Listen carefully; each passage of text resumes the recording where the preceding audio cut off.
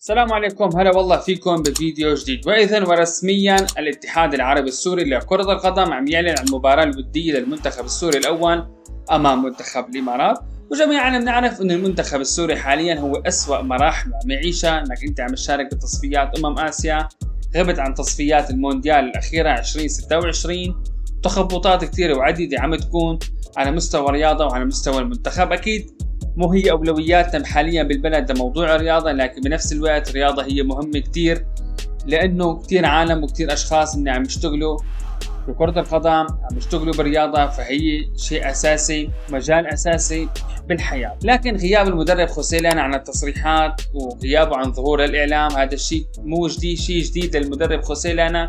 هذا الشيء كان متواجد من زمان، حتى أيام النظام البائد كان المدرب خوسيلان ما يظهر كتير على الإعلام، ما عندنا غير التصريحات اللي كانت تنزل خلال الصفحة الرسمية على الفيسبوك. غيابه بشكل واضح، عدم إدلاء أي تصريحات أو أي كلام للجمهور السوري. ما بنعرف شو عم يصير بالمنتخب، ما بنعرف قرارات المدرب شو هي.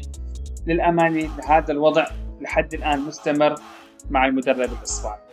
أكيد فترة صعبة عم تعيشها الكرة السورية. عندنا استكمال لدوري كرة القدم، الدوري الأول بنظام البلاي أوف وتتويج نادي أهلي حلب ببطولة هذا الموسم، وإن شاء الله يكون عندنا شيء تغيير واضح وجذري مع الموسم القادم 25-26 مع تحسن أكيد نظام المباريات، موضوع الملاعب، موضوع الحكام، حضور الجماهير. أكيد هذا الموضوع مهم جدا حتى تنتعش الرياضة من جديد.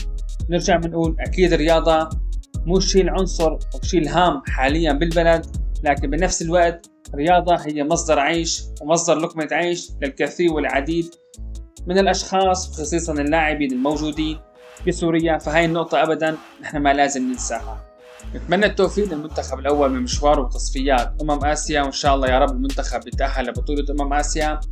وأكيد نتمنى من المدرب خوسيلان والمعنيين والمهتمين بهذا الموضوع أنه يظهر أكثر على الإعلام، يكون في عندنا مؤتمر صحفي للمدرب، نعرف أخبار المنتخب، شو الخطة القادمة خلال مشواره بتصفيات آسيا، مباريات الودية التحضيرية.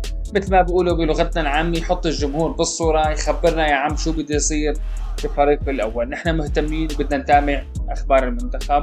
جدير بالذكر طبعا المباراة حتكون مع الإمارات بدولة الإمارات. باقي التفاصيل أكيد بيكون في عنا فيديوهات قبل المباراة بعدة أيام نحكي عن التشكيلة، عن القائمة، عن الأسماء الموجودة مع المنتخب. أكيد بنتابع مع بعض هذا اللقاء. لايك واشتراك حتى يوصلكم كل جديد.